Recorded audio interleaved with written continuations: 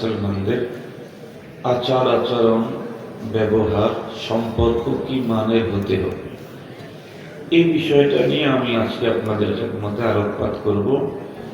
এ কারণে সূরাতুল মুজাদালার 11 নম্বর আয়াতে কারিমার শেষের অংশটুকু তেলাওয়াত করেছি, আর মহানবী সাল্লাল্লাহু আলাইহি ওয়াসাল্লামের জবানে মুবারকের আহাদিসে মুবারকা থেকে একখানা সহিহ হাদিস পাঠ করেছি। মুহতারাম হাজরিন, একটা বিষয়ে আমরা খুব গভীরভাবে উপলব্ধি করছি, সেটি হলো দিন যত করতেছে ইলম উলামা আল্লাহ দিন এবং দিনদারদের শত্রু ততই বেড়ে চলছে। কোরআন এবং কোরআনওয়ালাদের শত্রু বেড়েই চলছে।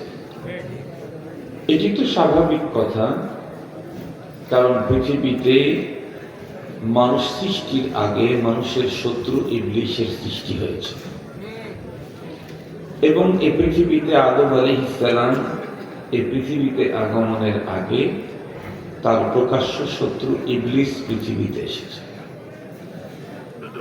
আমাদের শত্রু তো থাকবেই, কিন্তু গভীর উদ্বেগের বিষয় হচ্ছে এতদিন পর্যন্ত তো উলামায়ে কেরামের ব্যাপারে নানা রকমের মন্তব্য, ছোট বক্তব্য দিত, কথা বলতো।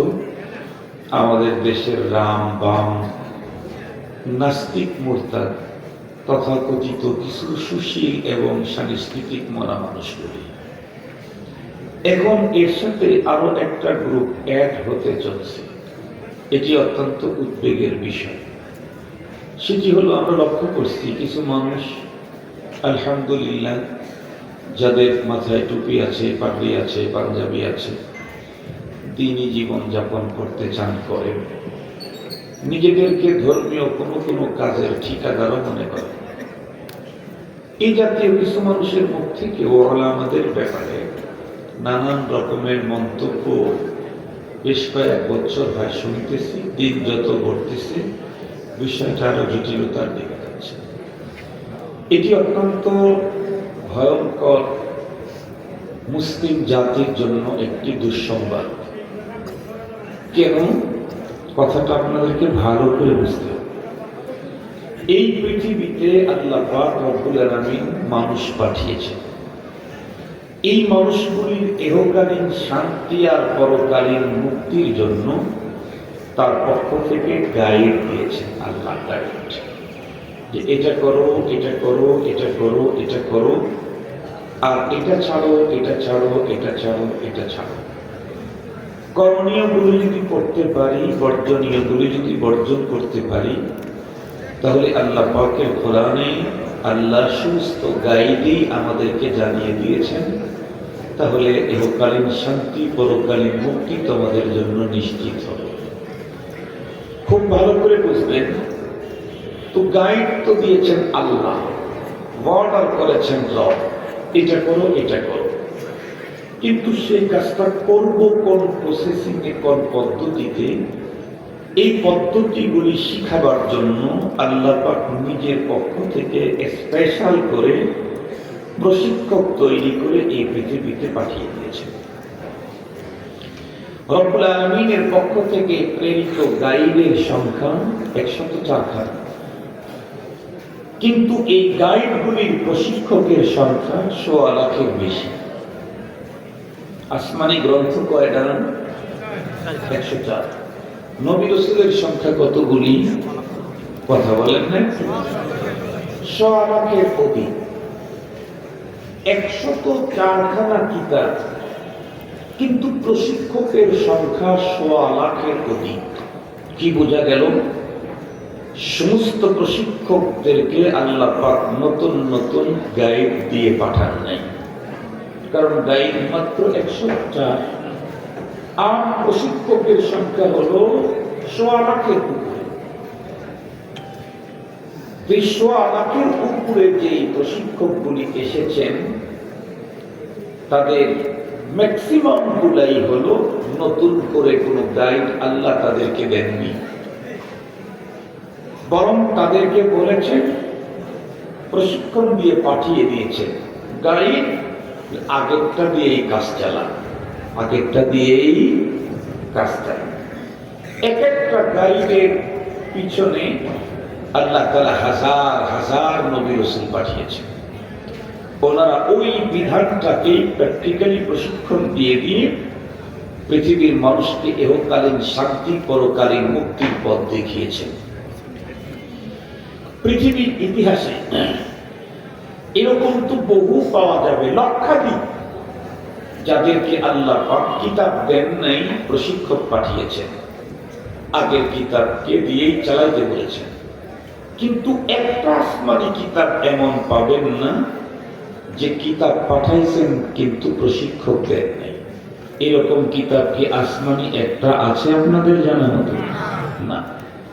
আর যদি গভীরভাবে লক্ষ্য করেন তাহলে দেখবেন গাইডও আল্লাহর দেওয়া, প্রশিক্ষকও আল্লাহর দেয়া, কিন্তু রব আগে গাইড পাঠান নাই, আগে প্রশিক্ষক পাঠিয়েছেন, এরপরে গাইড পাঠিয়েছেন, এরপরে কিতাব পাঠিয়েছেন।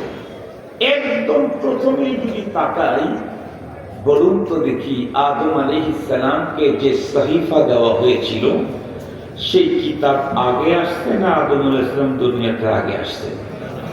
কথা বলেন। কিতাব পরে এসেছে, গাইড পরে এসেছে, গাইডের প্রশিক্ষক আগে এসেছে। একটা গাইড, একটা আসমানি গ্রন্থ নবী রাসূল ছাড়া আসে নাই। তবে অনেক নবী রাসূল এসেছেন যাদেরকে নতুন কোনো আসমানি গ্রন্থ দেওয়া হয়নি। উনি পৃথিবীর মানুষকে জান্নাতের পথ, আল্লাহ পাওয়ার পথ, ইহকালীন শান্তি আর পরকালীন মুক্তির পথ দেখাইছেন কেমনে? পূর্বের গাইড দিয়ে। এখান থেকে বোঝা গেল কিয়ামত পর্যন্ত আসমানি কোন গ্রন্থ থেকেই শুধু আসমানি গ্রন্থকে পড়ে দেখে ভেবে থিসিস করে গবেষণা করে নিজের পক্ষ থেকে কোনো মানুষ ইহকালীন শান্তি আর পরকালীন মুক্তির পথ খুঁজে বের করতে পারবে না, যতক্ষণ পর্যন্ত আল্লাহ পাকের পক্ষ থেকে বিশেষ কায়দায় প্রেরিত এই গাইডের প্রশিক্ষকদের প্রশিক্ষণের মাধ্যমে শিক্ষা অর্জন না করবে। আরো খুব সুন্দর করে বুঝাইতে চাই, খুব ভালো করে কথাগুলি বুঝবেন।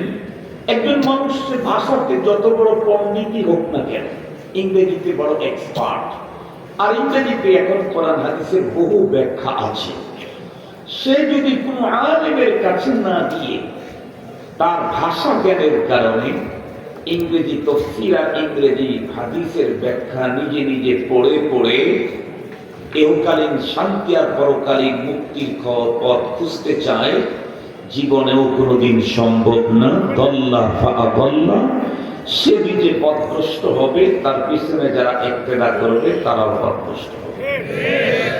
কেউ উর্দু ভাষায় বড় পণ্ডিত, বিশাল পণ্ডিত, মাহের, উর্দুতে হাজার হাজার তাফসীরের কিতাব আছে, হাদিসের ব্যাখ্যা গ্রন্থ আছে, উস্তাদ নিবে না, ভাষাগত যোগ্যতা দিয়ে তাফসীরের বই পড়ে পড়ে, হাদিসের বই পড়ে পড়ে সে যদি পণ্ডিত হতে চায় ধর্মের, তাহলে এই পণ্ডিত কখনোই সিরাতে মুস্তাকিমের উপরে থাকতে পারবে না, লাইনচ্যুত হবে নিশ্চিত।